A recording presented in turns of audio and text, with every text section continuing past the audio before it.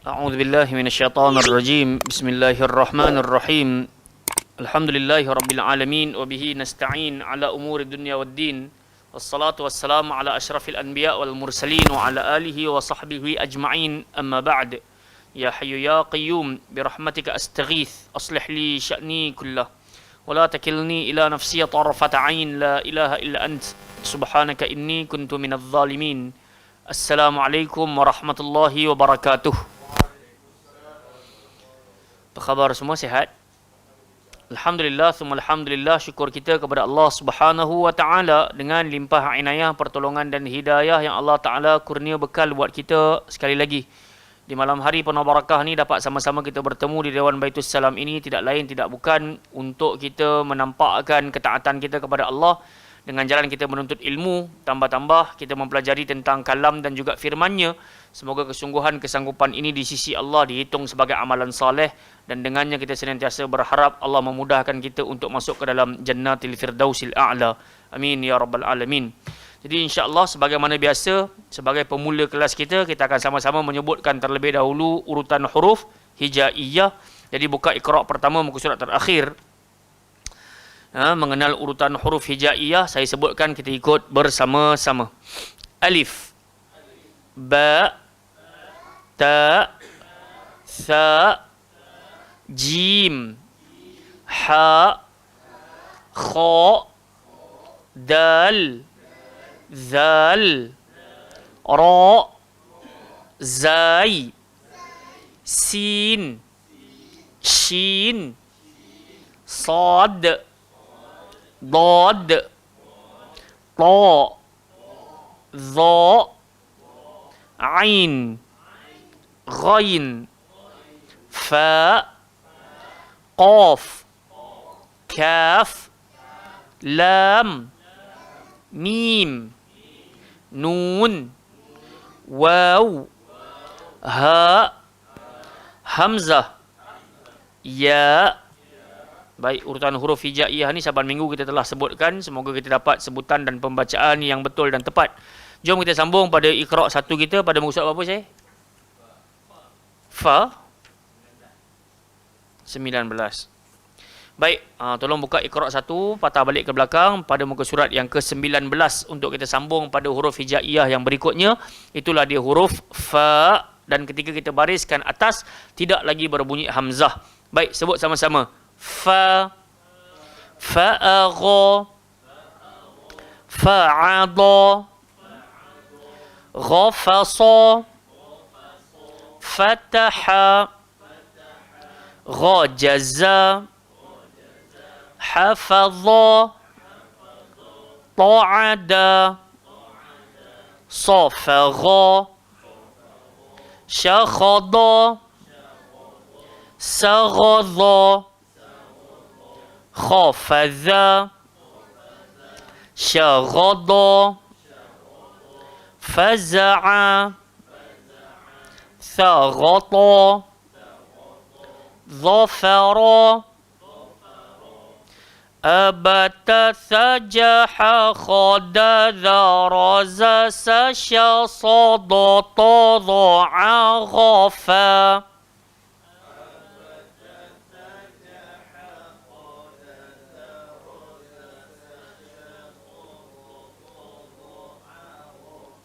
Jadi huruf fa yang kita belajar pada malam hari ini, kita buat ulang kaji. Makanya cara nak sebut fa, gigi arnab duduk dekat atas bibir bawah. Dan kita akan dapat rasa ketika kita melantunkan bunyinya akan keluar angin.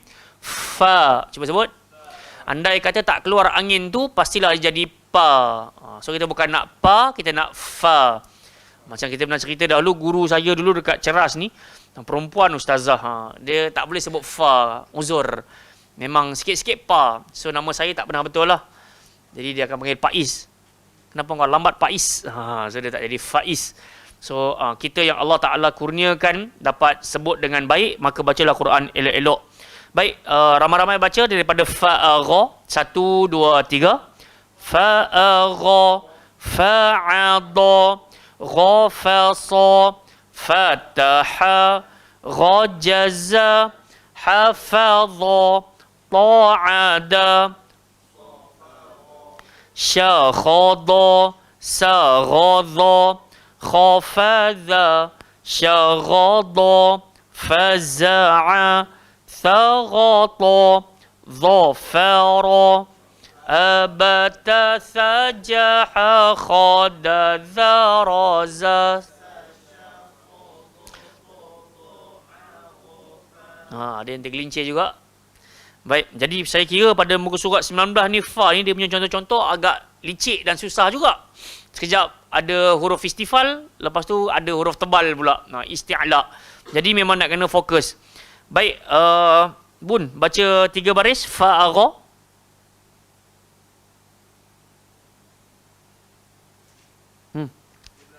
Fa'agha tu. 3 baris. Bawah fa tu lah.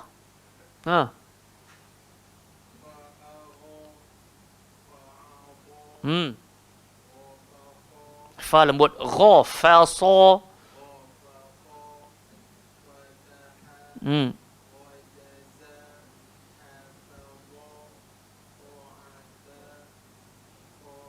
Sa tak payah. Sa.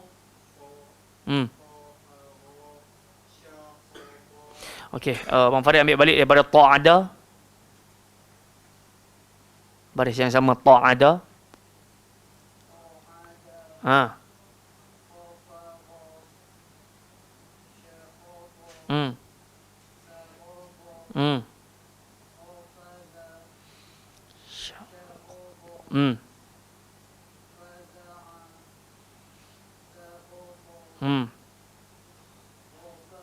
Okey, bagus. Tinggal lagi pada huruf ta dengan dha. Sebutannya tebal, bagus. Tinggal lagi bila saya tengok pada bibir sedikit muncung, maka kalau boleh elakkan. Sebab huruf ta dengan dha dia tak berhajat kepada to, dha. Macam yang last tu kan. Sa'ato, saghato, jangan to gitu. Saghata. Cuba.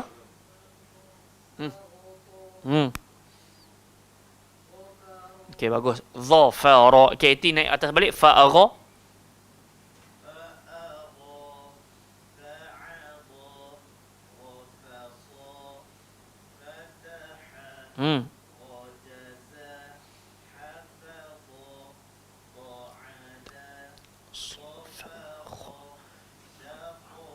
Syukran. Syahid ta'ada.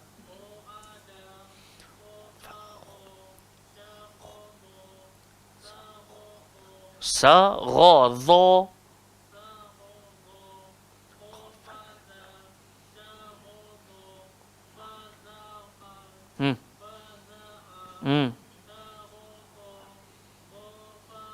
Okey, bagus. Talha nak baca tak? Kak Aisyah nak baca tak? Fa'agha. Bagus.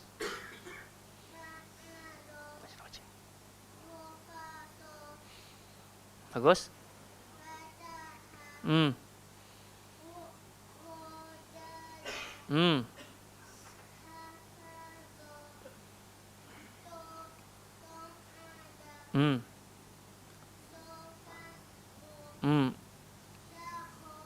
Bagus, Masya Allah. Aisyah nak baca tak? Nak tak? Ambil ta'ada tu.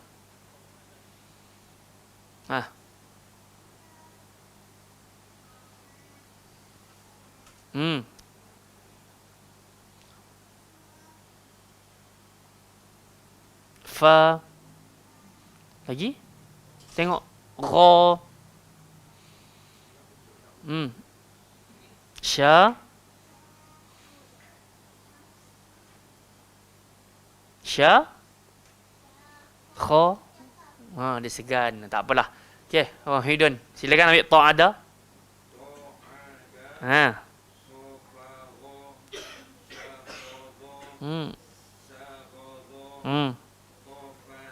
Bagus.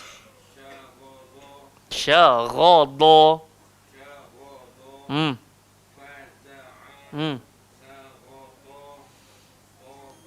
Dha.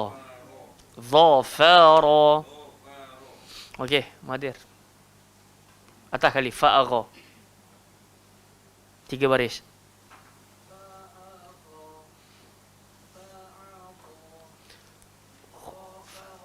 Bagus.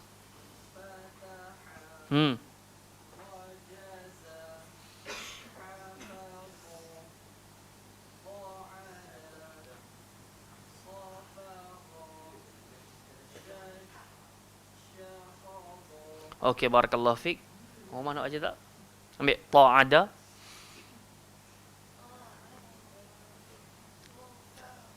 Fa lembut. Sa, fa, ra.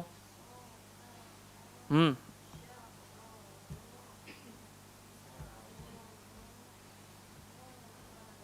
Hmm.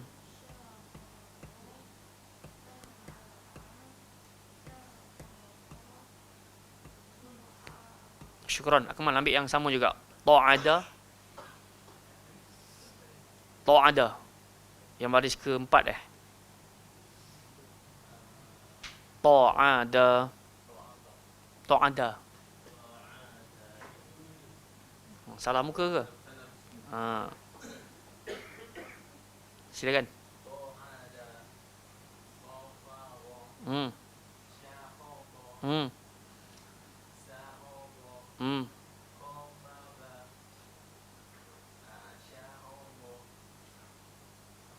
Habiskan. Faza'a.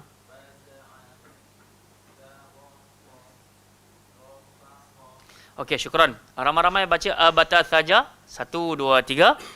Abata saja khada dharaza sasya sadu tadha'a ghafa. Boleh. Barakallahu fiik. Baik, jom pergi muka surat sebelah pula. Ahlan wa marhaban yang baru datang. Okey, buka muka surat 20, Iqra' yang pertama. Kita masuk pada huruf yang baru iaitu huruf Qaf. Baik, sebut sama-sama. Faqa. Faqa. Qabada. Qatafa. Faraqa. Thaghadha. Faqadha. Sa'afa. Hadakha. Qafasa.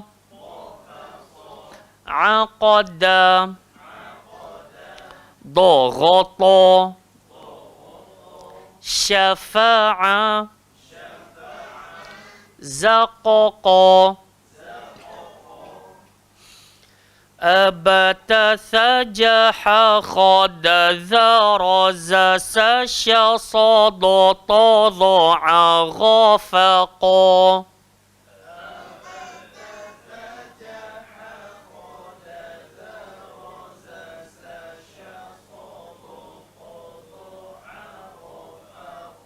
Okey, kita tak kejar kepada kena habiskan dengan satu nafas, tapi sekurang-kurangnya kita melatih nafas kita.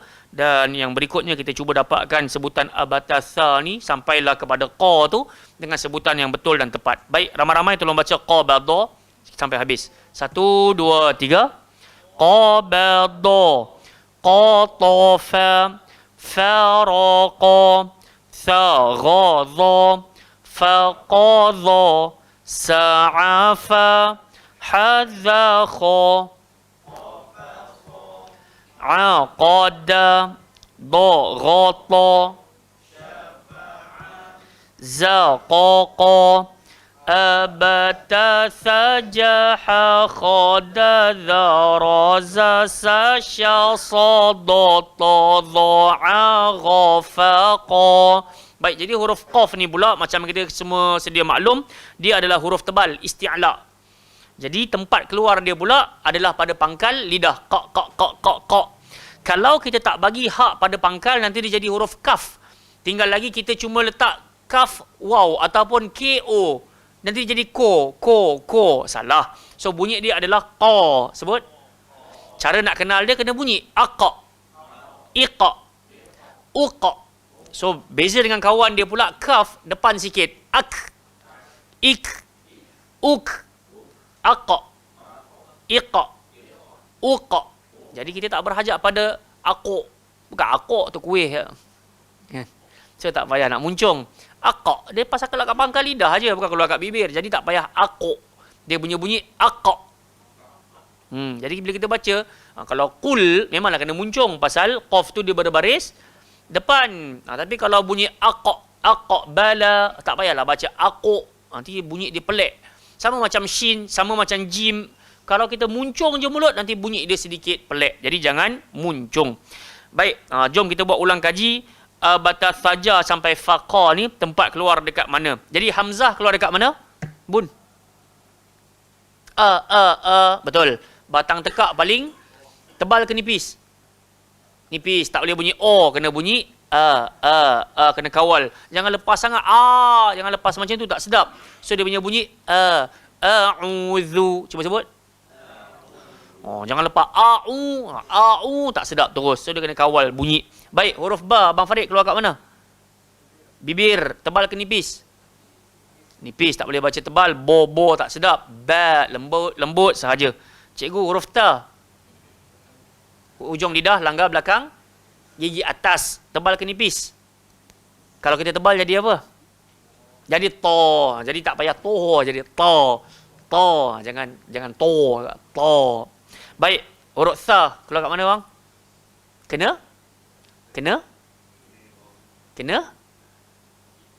gigit lidah. Sa. Tebal ke nipis?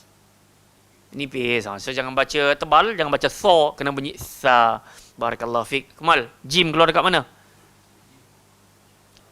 Kalau tak nampak, bunyikan aj, ij, uj. Dia keluar kat mana rasa tu? Tahan dulu. Aj. Dia keluar kat mana? Tengah-tengah lidah, langgar langit atas. Rasa aj. Cuba sebut. Jangan laju sangat. Aj. Kita rasa tempat keluar dia. Tebal ke nipis? Pakai bibir ke tak pakai bibir? Tak pakai. Bila tak pakai, jangan aj. Tak sedap. Aj. Kita buka. Aj. Baik, Abu Talha. Ha keluar dekat mana?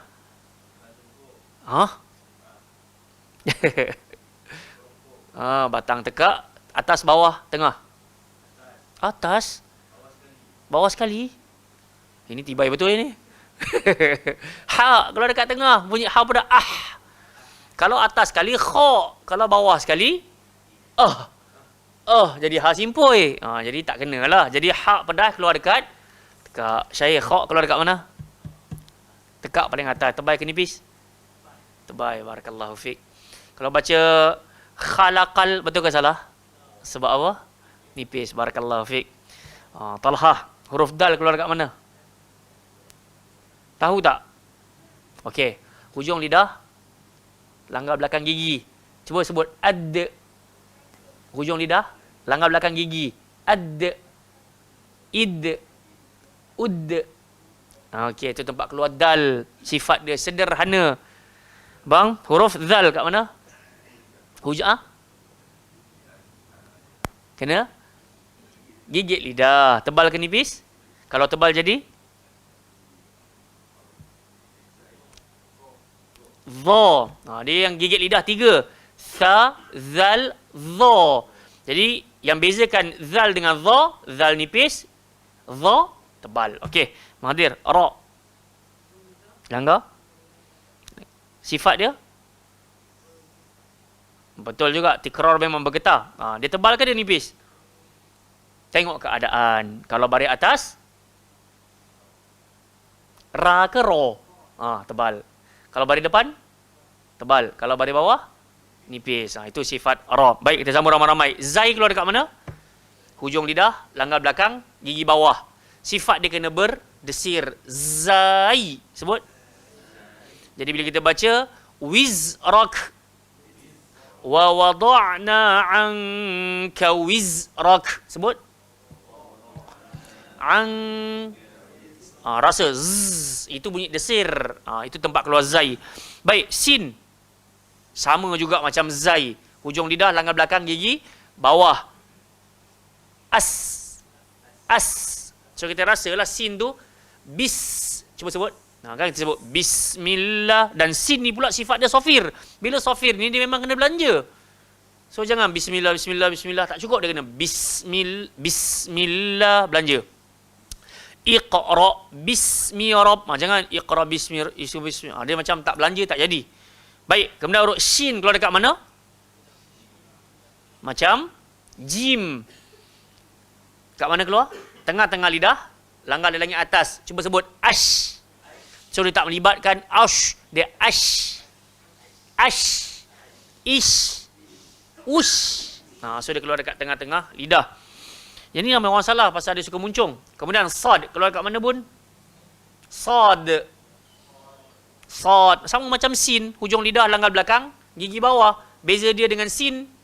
Sin nipis, sad tebal. Itu kita baca sirata, kita tak baca sirata. Tebal, sad. Kemudian huruf dad keluar dekat mana Mahathir? Dad. Seluruh lidah langgar bahagian gigi atas dan lidah kita jadi melengkung macam sudu. Alt, walad. So kita rasa kita punya keseluruhan lidah ni dia pergi kat gigi atas. Jangan depan saja. Nanti kalau jadi depan saja jadi huruf ta. Walad tol, tak betul. Kan? So dia kena semua walad do sebut. Dan selalu kalau kita baca Fatihah jangan terkesan dengan dot tu punya ketebalan, bawa pergi dekat lam. Ramai orang baca walad. Kadang-kadang kita duduk dengar imam-imam baca walad dol, tak betul. So dia kena bunyi wala. Yang tebal cuma dot. Walad dolin. Cuba sebut. Bagus. So kena simpan dalam memori. Kalau kita jadi imam jangan walad. Jangan cepat-cepat. Wala. Dia lembut je. Baik. Ta keluar dekat mana Iti? Kat mana? Hujung lidah, langgar belakang, gigi atas. Beza dia dengan ta apa? Ta gemuk, huruf ta, kurih ataupun nipis. So bunyi ta. Sebut-sebut. Dia ada 3 tempat kan? 3 huruf tempat keluar sama. Ta, dal, ta. Macam tadi Talha jawab tadi. Dal, ad. So dia keluar ad. Sebut. Ad. Atta. Cuma atta tadi salah lah. Sebab dia kena hamas. Ats. Tapi kalau dal, ad, dia melantun. Ta pun sama melantun. Atta. So jangan ato. Dia bukan. Dia atta. Bibir kita tegak je. Dha. Bang Farid. Gigit lidah. Sifat dia. Tebal ke nipis? Tebal. So salah lah kalau baca. Dha. Kena baca dha. Tebal. Ain keluar dekat mana bang? Ain. Ia. Mana tu? Fokus dekat ain tu, jangan fokus kat hamzah tu. Batang tekak. Tengah-tengah. Okey. Kat sini ramai orang suka muncung dan bunyi dia jadi gemuk. Saya ramai jumpa beberapa muslimat, dia suka baca ain jadi Tak, jangan. Bukan ozim, dia kena bunyi azim. Dia bukan ozim. Okey, huruf ghain keluar dekat mana? Cikgu? Ghain, batang tekak. Bawah. Atas kali. Tempat macam kita nak buang kahak tu kan. Dengan kha dengan ghain, tempat keluar sama. Lama kita tak ulang kaji ni. Nampak kita pun lama tak tanya kot. Kan? Kita buat kuis lah.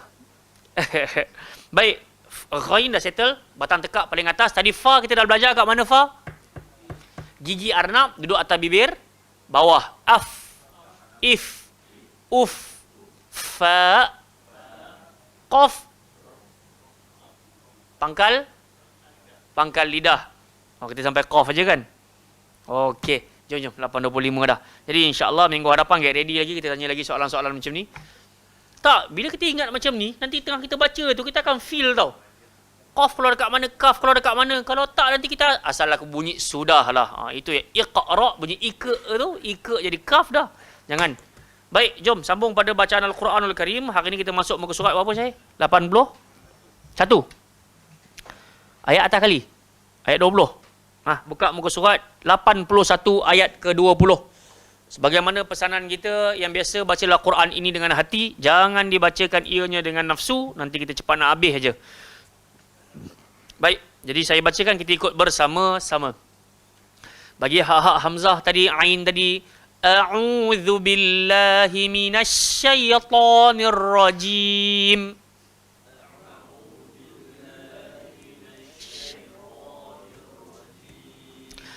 Wa in أردتم استبدال زوج مكان زوج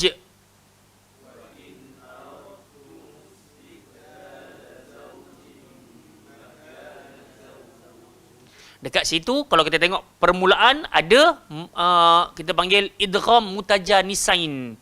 Mutajanisain maksudnya sama jenis tapi beza pada sifat. Dekat mana? Huruf ta dengan huruf dal. Tengok tu, huruf dal dengan huruf ta. Maka jangan baca aradtu.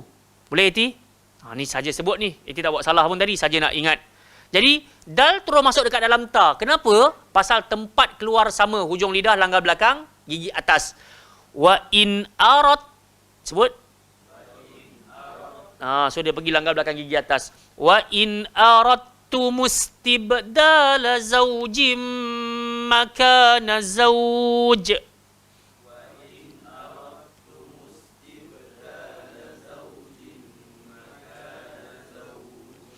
وآتيتم إحداهن قنطارا.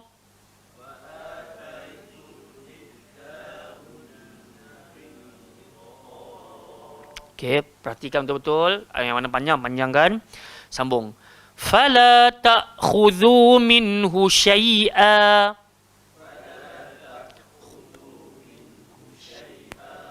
أَتَأْخُذُونَهُ بُهْتَانًا وَإِثْمًا مُبِينًا.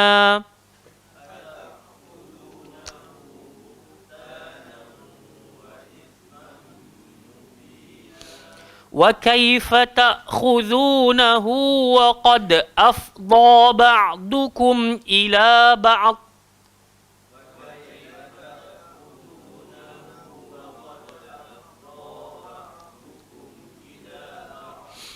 Okey, ingat tadi kita kata do semua lidah langgar gigi atas. Wa qad afdha ba'dukum ila ba'd.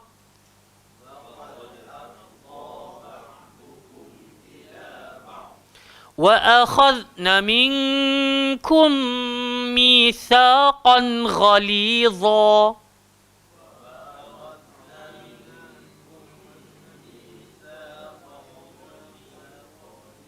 Bukan ghalidha, ghalidha. Baik, walaupun nun tu lukisan dia panjang, resam dia panjang, tapi tetap pendek. Pasal lepas dia tak ada batang alif. Jadi bunyi dia bukan wa akhadna minkum. Salah. Na pendek. Wa akhadna minkum mitsaqan ghalidha.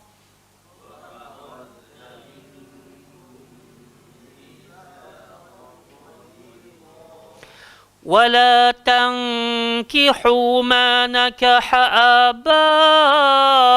آباؤكم من النساء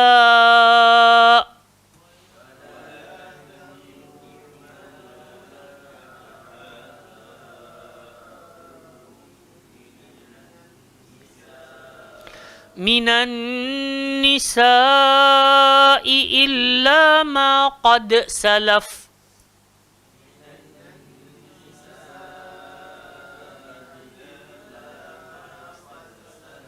إنه كان فاحشة ومقتا وساء سبيلا.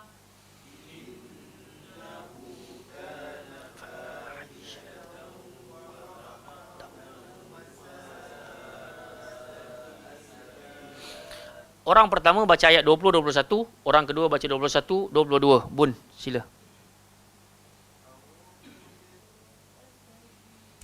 Okay, bagus, Masya Allah. Banyak perubahan bacaan. Apa pun syafakillah syifaan ajilah. Semoga lekas sembuh. Sakit tekak ke. Baik, saya baca seorang-seorang. Kemudian kita tadabbur isinya.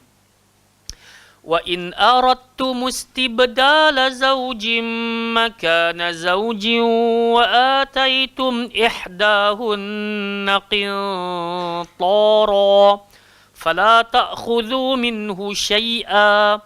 أتأخذونه بهتانا وإثما مبينا وكيف تأخذونه وقد أفضى بعضكم إلى بعض وأخذن منكم ميثاقا غليظا ولا تنكحوا ما نكح آباؤكم من النساء minan nisa'i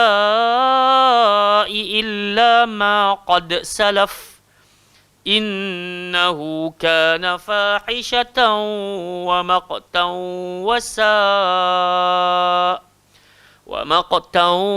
sa'a sabila.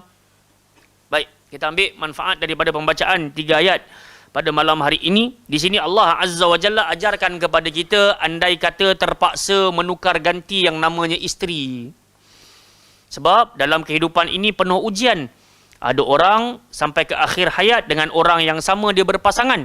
Tapi dalam untuk ujian orang yang lain boleh jadi sampai di pertengahan jalan maka berlakulah penceraian. Di sini Allah Ta'ala ajar wa in aradtumustibdal. Jika ada di antara kalian yang ingin menukar. Tengok bagaimana Allah menggunakan lafaz terbaik kan.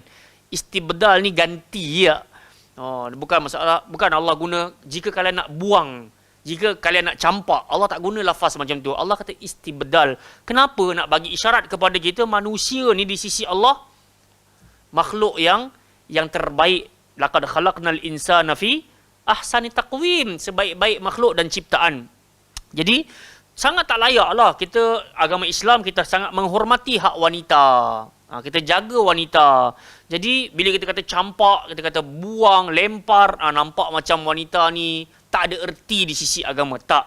Jadi Allah ajar kepada kita jika kalian ingin istibdal, menukar ganti ataupun menggantikan zauj makana zauj. Seorang isteri dengan isteri yang lain. Maksudnya menikah lain lah. Allah ajar wa ataitum ihdahunna qintara. Isteri kalian yang lama ni, yang kalian nak ceraikan ni, kalian dah bagi macam-macam perhiasan, kesenangan.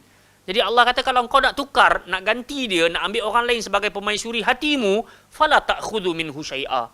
Wahai lelaki, kata Allah Ta'ala, jangan ambil apa yang kau dah bagi kepada isteri first tadi itu. Ataupun kalau dah cerai, bekas isteri itu. Jangan nak ambil balik. Atakhudhunahu buhtanan wa ithman mubina. Adakah kamu akan mengambilnya kembali dengan jalan tuduhan yang dusta dan dengan menanggung dosa yang nyata? Dekat sini kadang-kadang ada orang dia buruk siku lah. Dan kita tahu dalam agama ni, buruk siku ni Nabi sendiri pun sebut sebagai amalan tercela.